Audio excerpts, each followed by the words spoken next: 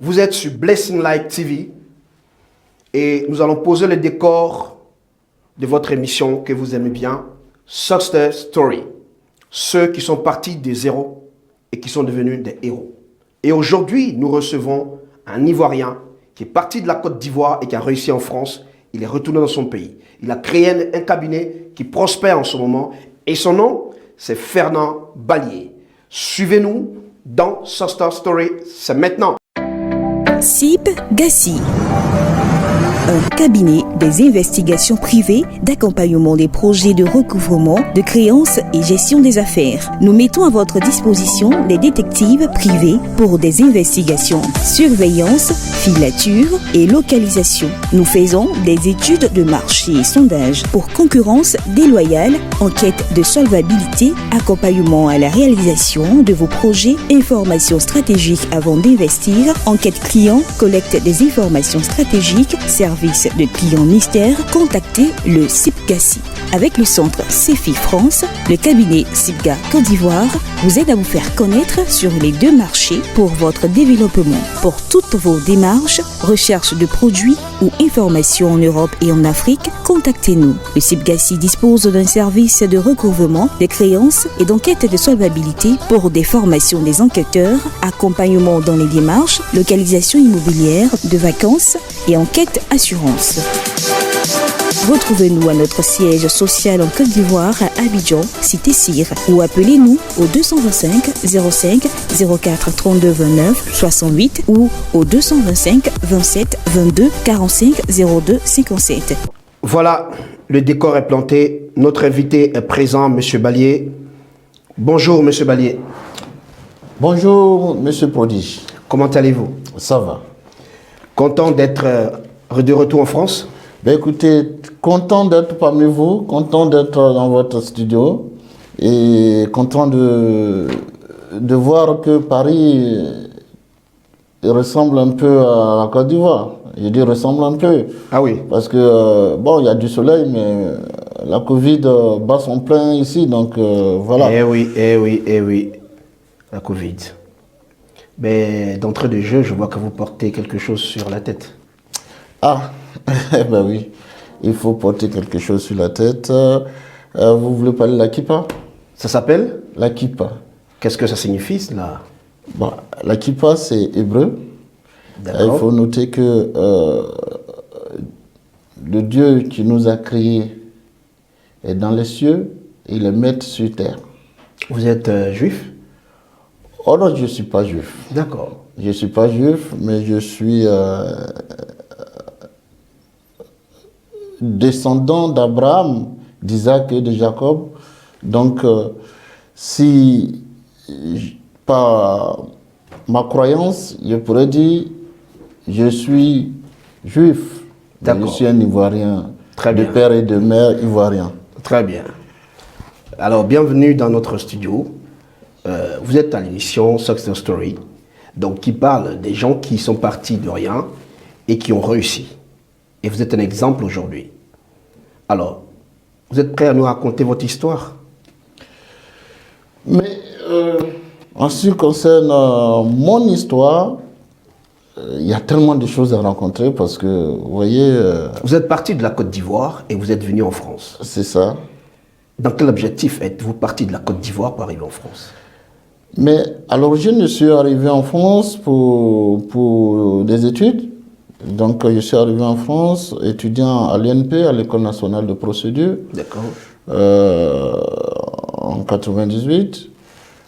Dès que j'ai terminé, il y a eu des soucis politiques en fin 1999 en Côte d'Ivoire. Oui. Et ça vraiment... ça m'a conduit à prendre une décision qui était de rester sur place. Ce qui n'était pas prévu au départ. Ce qui n'était pas prévu. Et il faut noter que lorsqu'on est sur place, ayant terminé les études à l'INP, parce que j'étais venu pour un court moment, voilà. Rentrer après le diplôme. Donc rentrer après ma soutenance. D'accord. J'ai décidé de rester et là a commencé vraiment la bataille. Une nouvelle vie. la bataille, la conquête de l'Europe. de l'Europe. Voilà. C'est comme ça s'est passé. Et qu'est-ce que vous avez fait quand vous êtes sorti? Ben, écoutez, n'étant pas de retour en Côte d'Ivoire, n'étant pas de retour en Côte dans d'Ivoire, une situation, et je dirais, pas idéale. ben déjà on tombe sans papier. Voilà. Ça c'est clair. Parce qu'on n'a plus le droit de s'inscrire, donc on tombe sans papier, il faut se battre pour pouvoir s'en sortir. Et pour ceux qui ont fait l'Europe, savent très bien que vivre sans papier, surtout à cette période, il fallait être, comme on le dit souvent, MacGyver. Ah oui. Oui, il fallait être MacGyver, donc, bref. Et vous faites quoi pour survivre pendant que vous n'avez pas de papier en France, avec le diplôme dans la poche? C'est des petits boulots, parce que déjà n'ayant pas les papiers, je ne pouvais pas faire valoir le diplôme. Vous arrivez quand même à faire des petits boulots. Donc j'arrive à faire des petits boulots. Et comme à son temps, on excellait plus dans la sécurité. Oui. Et donc j'étais agent de sécurité par-ci, par-là. Oui. Dans des conditions un peu déplorables, mais je pense que au vu de ma situation à l'époque, il ne fallait pas lâcher prise. Mais en cet instant précis, lorsque vous êtes en train de faire ces petits boulots, quelle est votre vision de la vie? Vous comptez retourner en Côte d'Ivoire? Vous comptez rester en France? En ce moment précis, donc, quelle était votre vision? Ma vision, elle était claire. D'accord. La vision, elle était claire. Elle était ma vision, il faut noter que ma vision était semblable à celle de Joseph. C'est-à-dire? C'est-à-dire celui qui a été vendu malgré lui, qui est arrivé en Égypte, et puis a commencé par la connexion divine à être ce qu'il était. Et donc, pour moi, ce terrain-là, qui était le terrain de l'Europe, ne pouvait pas être un lieu d'enterrement pour moi. D'accord. Voilà. Pour moi, ça devait être un lieu de prospérité. Et avec ma ténacité, mais surtout avec la connexion que Dieu pouvait mettre sur mon chemin, il fallait que je m'en sorte. C'est d'ailleurs pour cette raison que durant cette période, je me suis toujours accroché à la parole de Dieu. Ma vision, oui. Le processus s'est mis en place. Quel est ce processus? Le processus a été que agent de sécurité, oui. Je me suis dit, tu exerces une activité de sécurité privée, excelle dans ce métier. Donc, qu'est-ce que j'ai commencé par faire? Prendre des renseignements pour voir s'il y avait des formations, des qualifications dans ce métier. Dans cette branche où vous étiez, qui n'était pas donc celle que vous aviez fait au départ, vous voulez exceller là-dedans en mettant tout en règle. Effectivement, donc c'est ce que j'ai fait. Et je suis allé prendre des renseignements au CIDJ, qui est le Centre d'information de la documentation de la jeunesse. Et c'est ainsi que j'ai découvert qu'on pouvait préparer des diplômes en sécurité jusqu'au Master 2, oui. Faire des cycles d'ingénierie, oui. Partir des petits diplômes de SIAP 1, 2, 3. En notre temps, on parlait de RP1, IGH1, RP2, IGH2, RP3, IGH3. Ce qui a changé aujourd'hui. Ce qui a changé aujourd'hui pour devenir SIAP. Donc, j'ai saisi, n'étant pas dans la disposition administrative qu'il fallait pour étudier, j'ai dû donc payer mes formations. D'accord. Alors, donc j'ai payé mes formations, mais voilà. Et j'ai fait donc tous ces diplômes jusqu'à ce que j'obtienne la régularisation de ma situation. Donc vous faites tous ces diplômes pendant que vous êtes sans papier en France. Oui. Mais vous payez vos formations. Mais j'ai payé mes formations. Vous faites vos diplômes. Parce que j'avais une vision. Très bien. Et donc, dès que je reçois une petite paye, une petite paye, c'était 2-3 boulots on faisait. Donc, il y avait un boulot qui était destiné à manger. Et puis, il y avait les 2 autres boulots qui me servaient à payer mes cours. Donc, j'ai fait toutes les formations, comme je l'ai dit tantôt, RPGH1, RPGH2, RP3. Après, je fais un CT INSI au CNPP. Après, je fais le cycle supérieur, je fais un cycle d'ingénierie. Ça vous a pris combien de temps? La formation. La formation, après, il faut noter que ce n'est pas des formations de longue durée. Oui. Voilà, donc... Mais tout ça mis ensemble.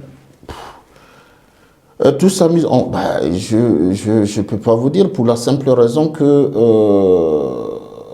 mon cycle d'ingénieur, je l'ai fait en 2008. D'accord. Voilà, je l'ai fait en 2008. Le master, je l'ai fait en 2009.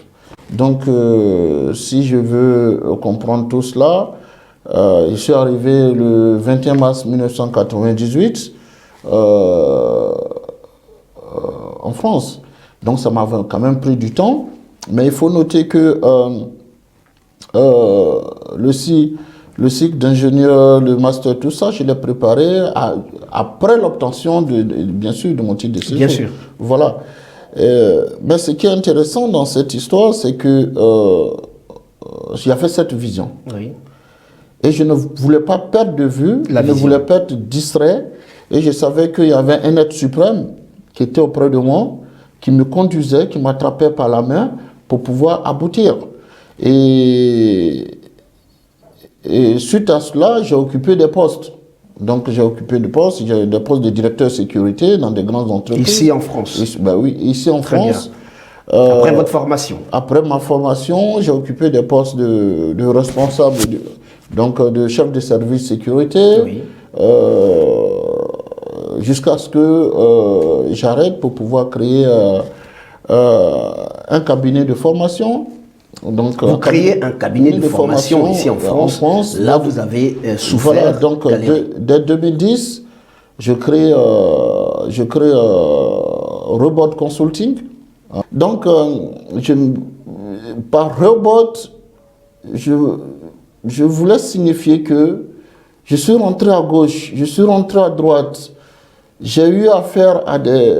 C'était la finalité. C'était la finalité. Enfin, vous êtes arrivé. Celui-là, qui était là sans papier, dans des conditions, enfin ouvre son premier cabinet. Il a réussi. Son cabinet de formation et va devoir former des petits blancs. Excusez-moi du terme, mais va devoir former dans ce pays où il a connu il est venu sans papier. Donc c'était ça. Donc enfin, j'avais eu le puits qu'on ne pouvait pas m'arracher. Très bien. C'était ça le sens de Robot. De Robot Consulting. D'accord. Et Robot Consulting faisait quoi à part la Alors Robot Consulting, c'est un cabinet qui formait, d'un cabinet de formateurs indépendants. Oui. En fait, c'est un cabinet de formateurs indépendants, puisque j'exerçais comme formateur indépendant. J'allais d'organisme de formation en organisme de formation pour pouvoir former au SIAP 1, SIAP 2, SIAP 3. Donc vous êtes devenu formateur? Voilà, je suis devenu formateur de ce que j'avais étudié. Donc... et après, j'ai pris des formateurs, j'ai pris des jeunes sous mon aile que j'ai formés pour être formateurs. Donc, on a commencé par se développer avec des clients qui étaient sur toute la France. Quand ils avaient plutôt besoin de formateurs, ils appelaient Robot Consulting et puis on dépêchait un formateur sur place. Donc, j'ai développé cette activité.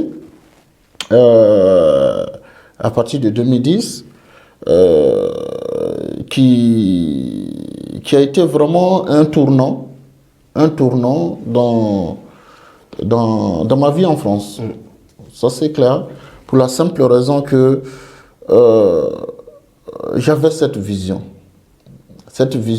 que je ne devais pas perdre de vue, que celui qui est parti de son pays natal, qui est la Côte d'Ivoire, qui arrive, qui doit persévérer et doit savoir où il va pour pouvoir, avec l'aide de Dieu, y arriver. Lorsque vous réussissez tout ça et que vous commencez à former, vous retournez en Côte d'Ivoire pour créer la CIB Gassi. Alors, il faut noter que je suis formateur consultant en sécurité. D'accord. Par le biais de Robot Consulting. Oui. Alors, Monsieur Balier, Oui.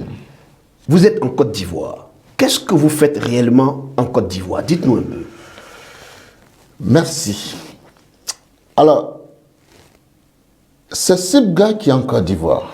D'accord. SIPGA, c'est le cabinet d'investigation privée de gestion des affaires de Côte d'Ivoire, qui est donc un cabinet d'investigation, de collecte d'informations stratégiques, un cabinet d'études de marché, de sondage, d'intelligence économique, au service de la population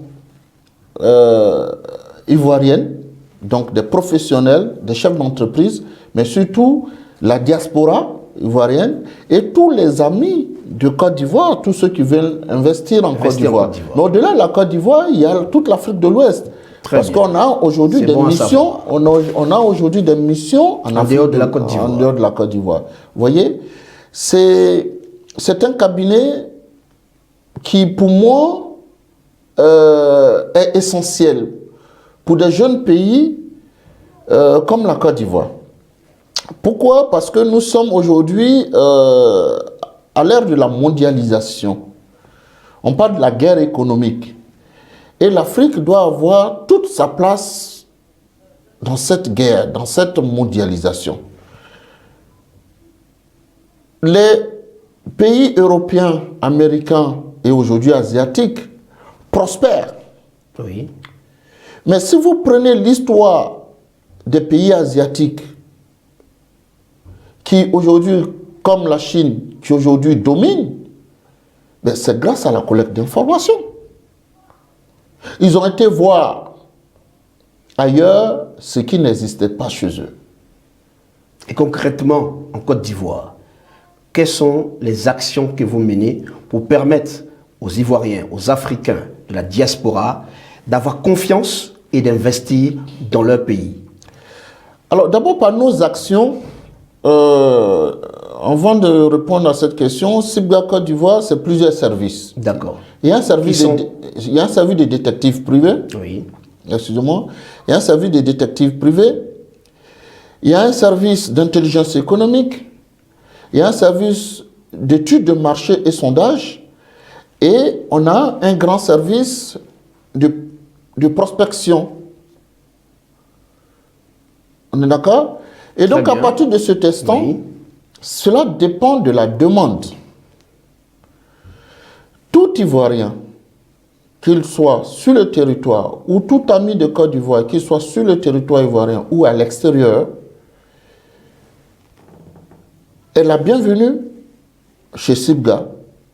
Nous étudions sa demande de collecte d'informations pour lui apporter des informations stratégiques pour une prise de décision. D'accord. C'est ça l'essence même de notre travail.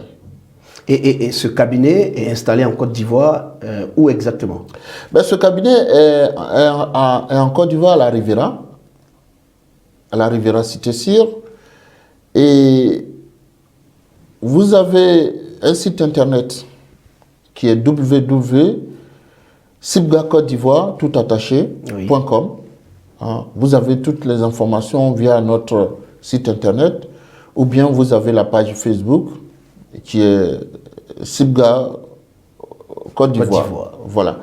Donc tous ceux qui veulent investir en Côte d'Ivoire, qu'ils soient de l'Europe, qu'ils soient de l'Afrique ou de l'Asie, ils peuvent donc aller sur ce site pour pouvoir avoir les informations.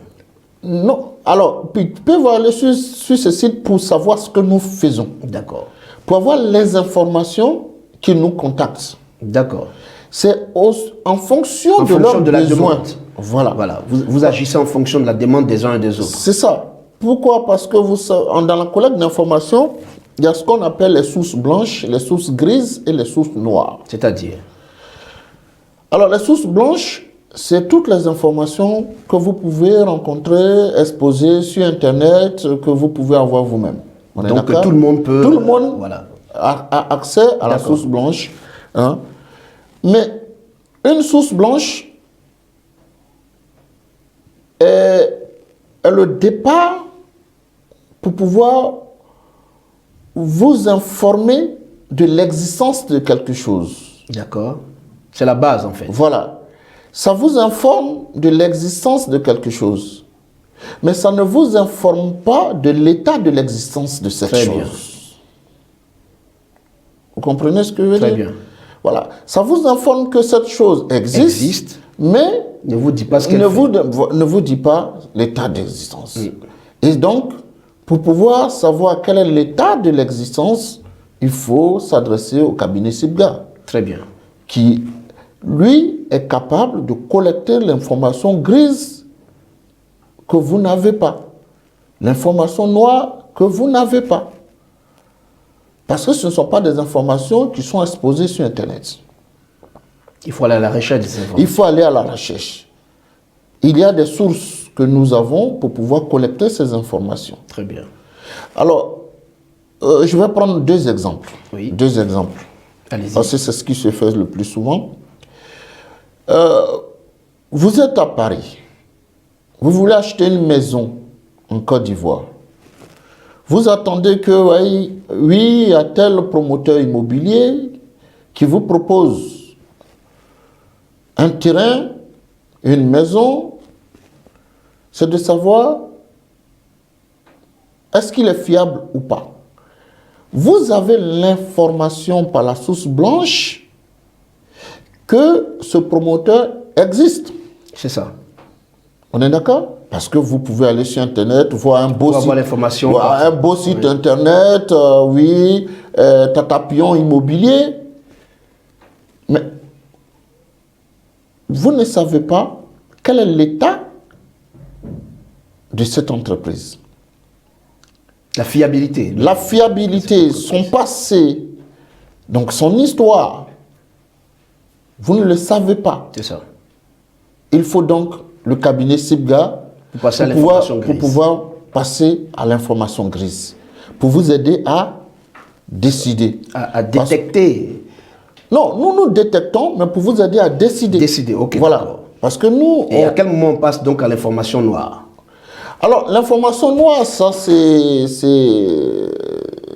la classification C'est qui est faite. l'information cachée. Ben, c'est l'information cachée, c'est la classification Donc, qui est est faite. révélée donc, Qui est faite. au client. Alors, non. L'information noire, c'est la classification de l'information.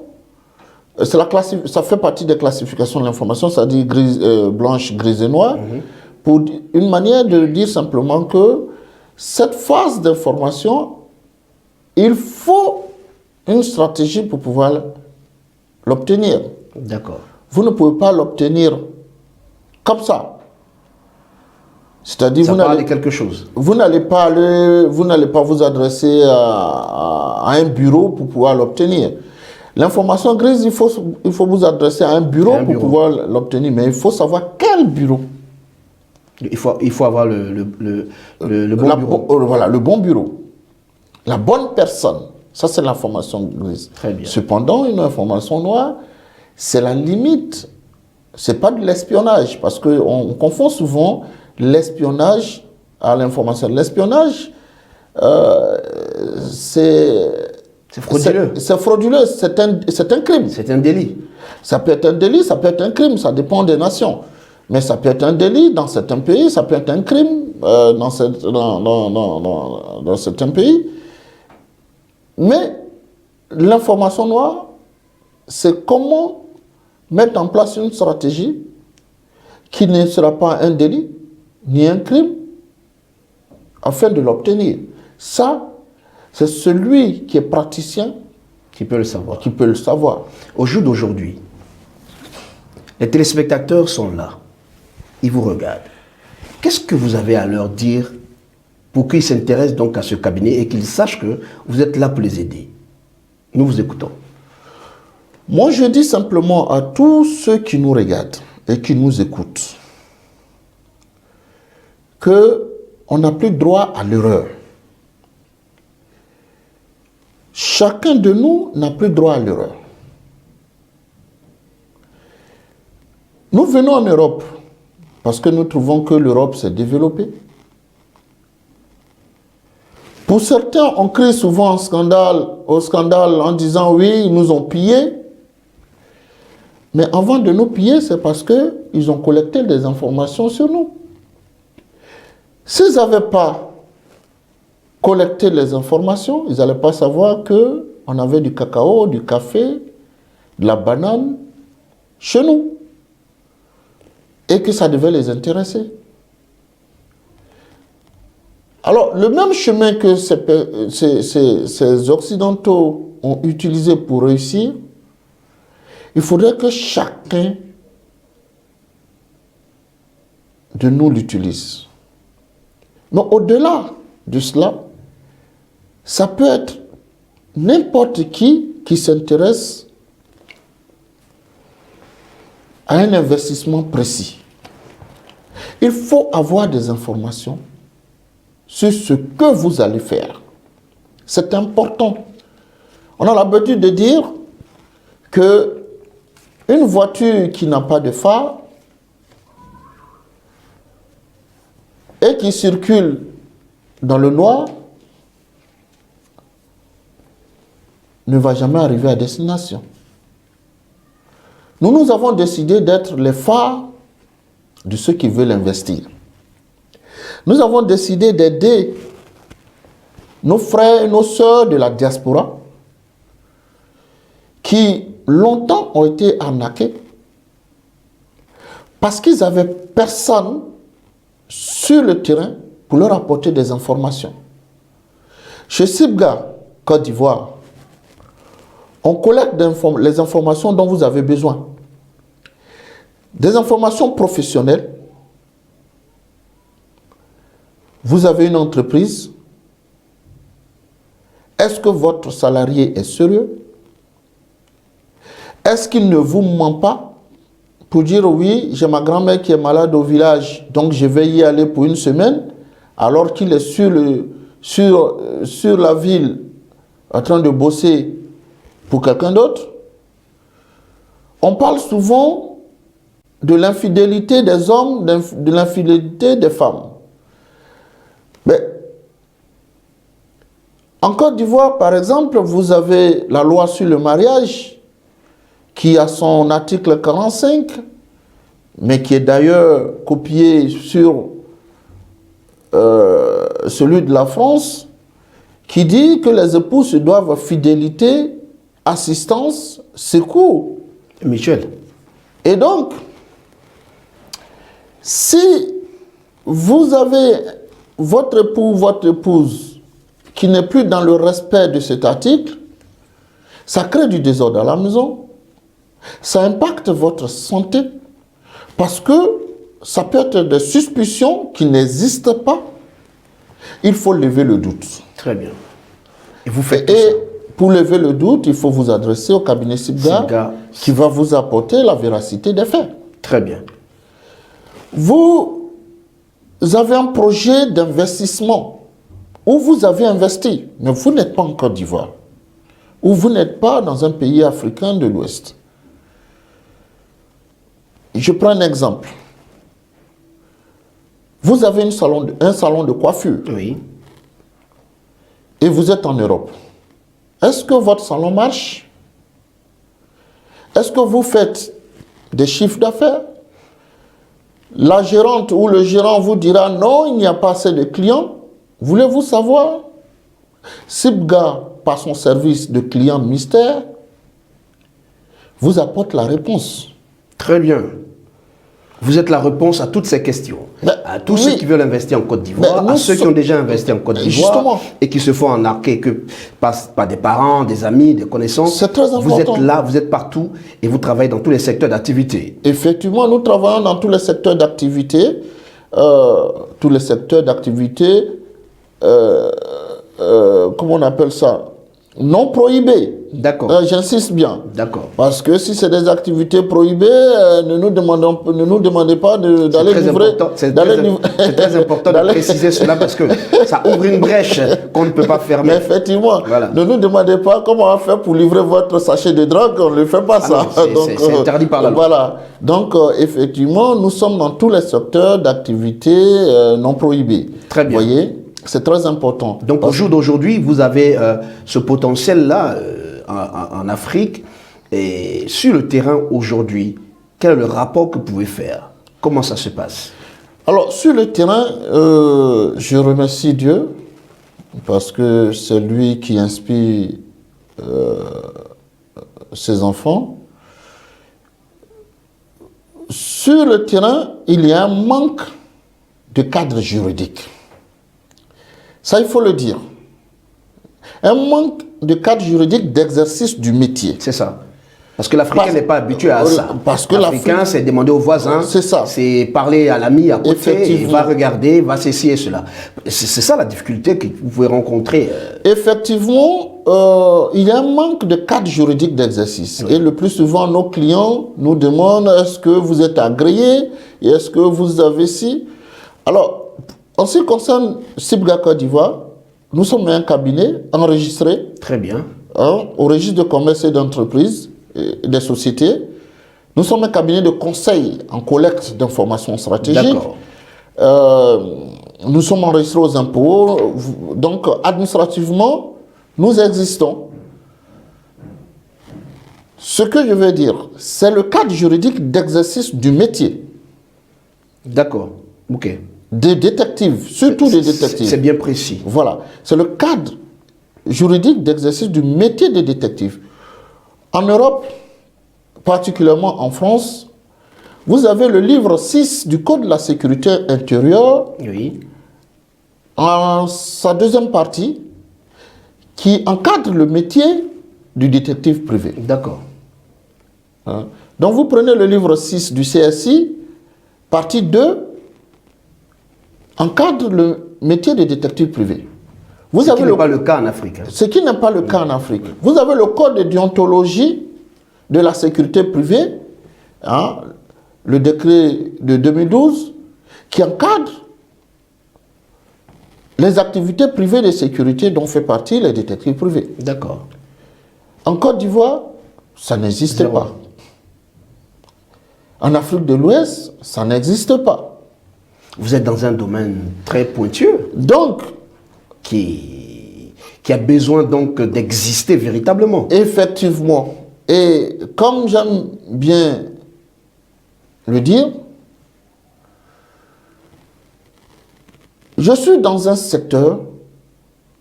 Est-ce que vous pensez que vous êtes un souffle nouveau pour l'Afrique? Est-ce que moi je suis un souffle nouveau pour l'Afrique? Je parle de Sibga. Est-ce que Sibga est un souffle nouveau pour l'Afrique? Oui.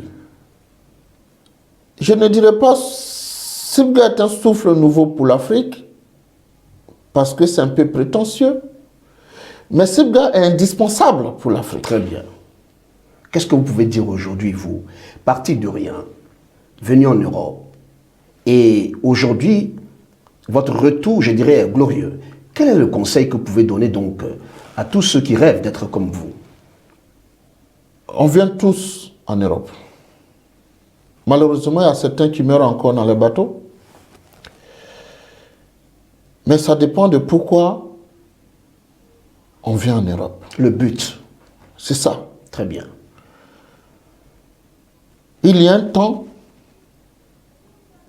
pour venir. Alors, il y a un temps pour se lever depuis nos pays respectifs. Oui. Un temps pour arriver. Oui. Mais seul Dieu décide le temps du retour. Très bien. Si nous-mêmes, nous nous donnons les moyens d'y arriver. C'est très important. Très bien. Nous devons nous-mêmes nous donner les moyens d'y arriver. Parce qu'on a le libre choix. Monsieur Fernand Ballier, pensez-vous avoir tout dit dans cette émission Success Story par rapport à votre parcours? Écoutez, je suis formateur de, de, de métier. Et un formateur, il bavarde beaucoup. Je constate. Mais là, on aborde un sujet qui est la collecte d'informations, alors que nous savons que l'information n'a pas de limite de nos jours. C'est ça. Donc, est-ce que j'ai tout dit? Je vous dirai non. Parce que je vais sortir d'ici, je vais me dire, ah, mais j'ai oublié de leur dire ça. Parlons par exemple du CNDPEPSI. Oui. Qui parle de quoi? La Chambre nationale des détectives privés de Côte d'Ivoire, que j'ai initié. Et aujourd'hui, vous en avez des détectives privés en Côte d'Ivoire. On a des détectives privés parce que j'ai créé l'académie Sibga Formation. Mais avant votre arrivée en Côte d'Ivoire, est-ce qu'il existait déjà des détectives privés? Alors, c'est à l'informel, bien sûr. Voilà. À l'informel. Voilà, à l'informel. Pas de professionnels dans ce domaine. À l'informel. Et donc, nous sommes en train d'organiser donc ce secteur, oui, pour crédibiliser et professionnaliser le métier. Très bien. D'où l'importance de la mise en place de l'école des détectives privés de Côte d'Ivoire. Ça, c'est bien. Voilà, donc j'ai créé l'académie Cyber Formation qui forme les détectives privés en Côte d'Ivoire. Oui. Et pour pouvoir avoir donc des enquêteurs crédibles. Très bien. Ayant une base juridique. Voilà. Voilà, parce qu'il faut dire que c'est beaucoup technique, les enquêtes. Bien sûr. Voilà, et les enquêtes doivent se dérouler dans un cadre juridique pour ne pas porter atteinte à la vie privée d'autrui, pour pouvoir respecter la législation. Donc, tout cela, il faut leur apprendre. Mais que sont ceux qui rentrent dans votre école pour sortir détective privé? Est-ce que vous regardez la moralité de la personne? Vous regardez le diplôme? Vous regardez de quoi? Effectivement, les conditions pour s'inscrire à Sibga Academy Formation, le casier judiciaire. Très bien. Obligatoire. Après, on a un test d'évaluation. D'accord. Avant inscription. Ok. Après, vous avez un entretien. Avec qui? Avec moi, bien sûr. Donc, il y a un entretien. Oui. Et c'est à la Quel est le but de cet entretien? Alors, c'est de savoir déjà si vous avez... la chose. La chose, comme on le dit. Est-ce que vous êtes capable d'agir? Est-ce que dans vos réponses, dans votre manière de faire, est-ce que vous avez cette petite chose-là? D'accord. Parce qu'on ne demande pas forcément que vous ayez bac plus 5, bac plus 10. Non, nous, c'est pas ça. Il faudrait que vous... Alors, on ne va pas prendre aussi une personne qui n'a pas de niveau scolaire, parce que on parle, pendant la formation, on étudie du droit. D'accord. On étudie du droit, on parle de tout ce qui est... Quel est le niveau minimum pour pouvoir donc entrer dans votre école? Le niveau minimum, pour la Côte d'Ivoire, je dirais niveau 3e. D'accord. Niveau 3e avec motivation. D'accord. Parce que si vous n'êtes pas motivé...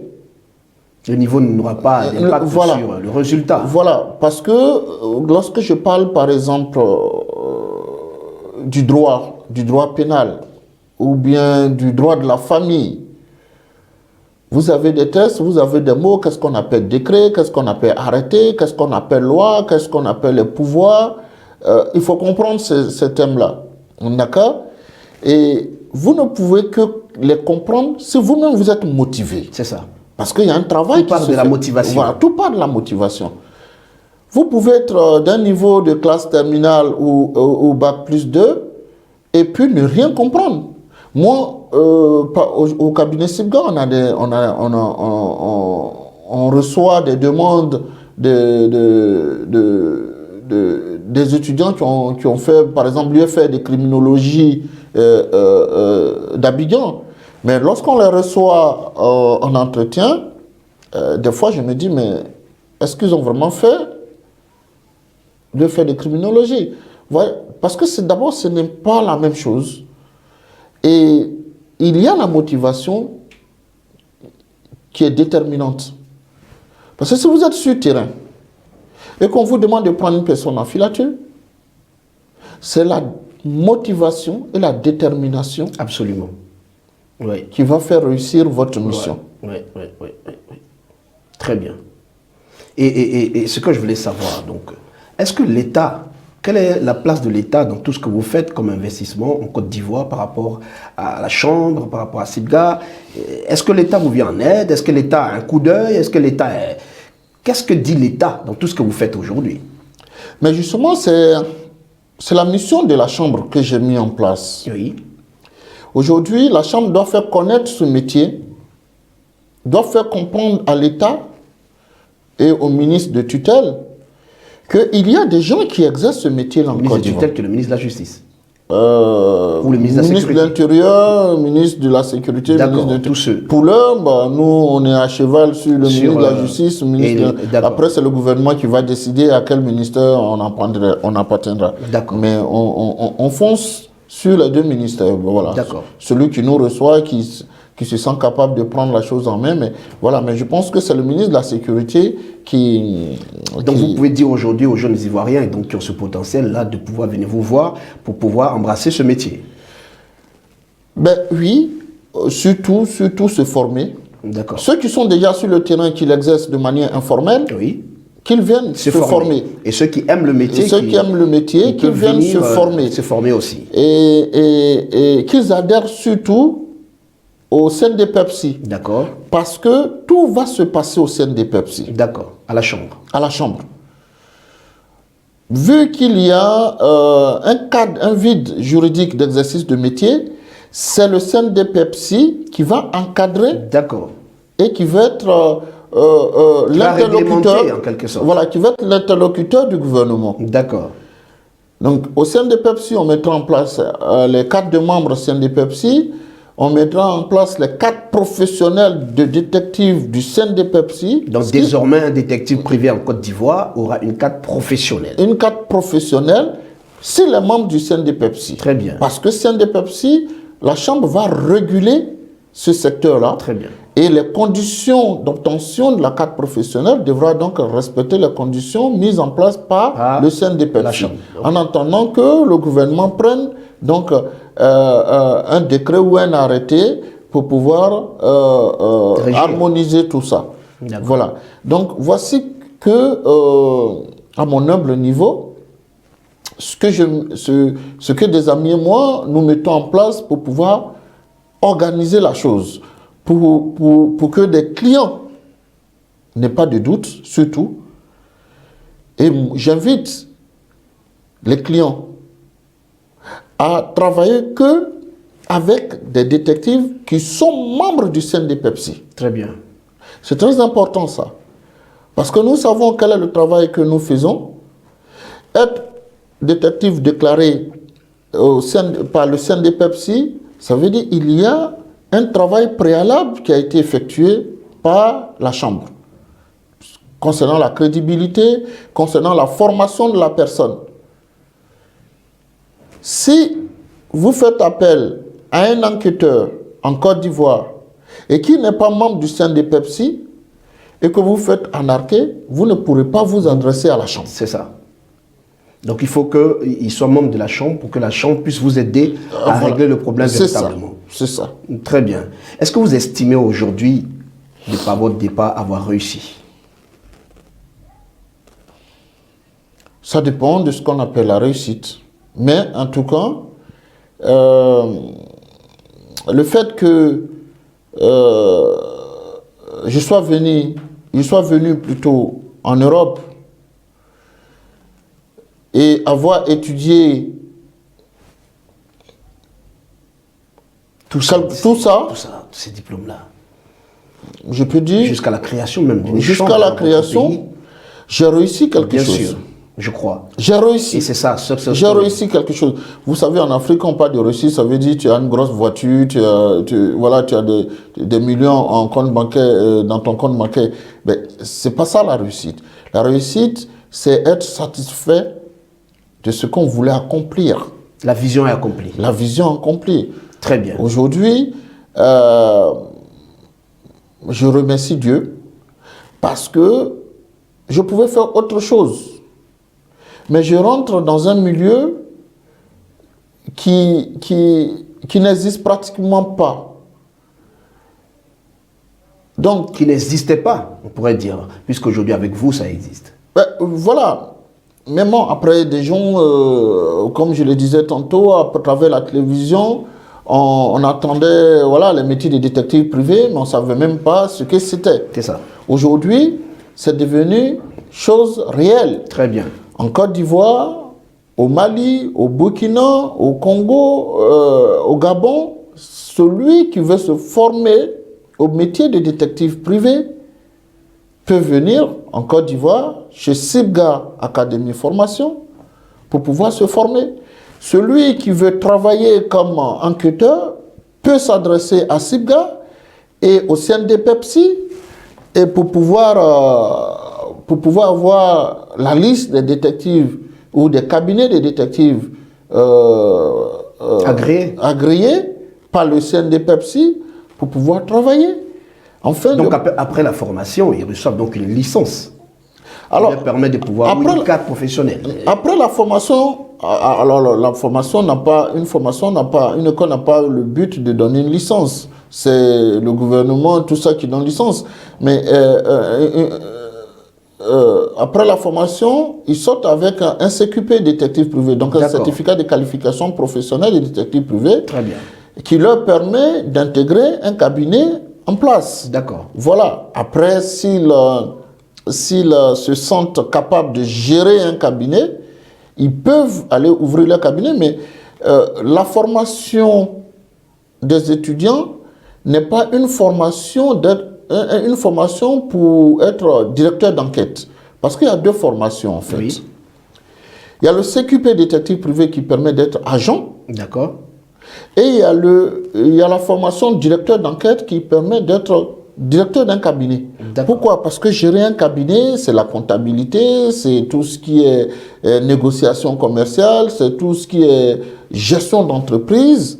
Puisque c'est une entreprise à part entière. C'est une entreprise à part entière. Et dans la formation CQP, on n'étudie pas ce que c'est une entreprise. Absolument.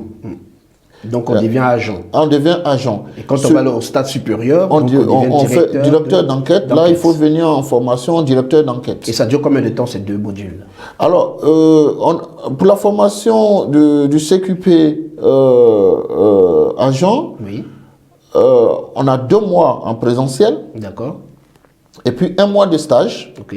Donc 3 mois. Donc 2 mois, vous êtes à l'école. Et 1 mois sur le terrain. Sur le terrain. À la fin, vous présentez un rapport de fin de stage. Oui. Et vous passez devant un jury de 3 personnes. Oui. Donc composé de 3 personnes qui va valider votre formation. Ou invalider. Ou invalider, bien sûr, votre formation. Donc, vous avez un test d'évaluation, un examen en fin de 2 mois passés à l'école. Et puis, le rapport de stage est le rapport qui sera apprécié par le jury par rapport à votre ça, c'est dans le cas où vous voulez être un agent. Un agent. Et quand vous voulez être directeur? Quand vous voulez être directeur, la formation se déroule sur 4 mois. Sur 4 mois. Voilà, 4 mois ou 2 mois. Au lieu de 3 pour l'agent, ok, d'accord. 2 mois où les BABA, donc vous avez la formation primaire d'agent d'agent d'enquête, donc de détective privé. Et puis, vous avez 2 mois dans un cabinet pour pouvoir apprendre les BABA de gestion, tout ça. Voilà. Très bien. Et là, vous sortez avec un certificat de qualification professionnelle de directeur d'enquête. Monsieur Fernand Ballier, merci d'être passé nous voir. Merci, monsieur. Voilà. Désormais, en Côte d'Ivoire, en Afrique, vous savez comment faire. Sibgassi est là pour vous, le cabinet d'investigation est là pour vous, pour vos enquêtes, les études de marché, un détective privé, l'investigation, la surveillance, filtrage, voilà, service d'intervention d'affaires, aide aux réalisations des projets. Vous avez M. Fernand Ballier qui est là pour vous, c'est votre frère dans le Seigneur. Et vous allez voir qu'ils font du très bon travail et nous devons les encourager. C'était Success Story pour aujourd'hui, c'est terminé. Suivez-nous sur Blessing Live TV. Blessing Live TV, la chaîne du royaume de Dieu. Vous propose des prédications d'envergure, des témoignages édifiants, des débats sur des sujets poignants, des moments de louange et d'adoration. Blessing Life TV, notre devoir, la promotion de l'évangile. Suivez-nous et restez bénis.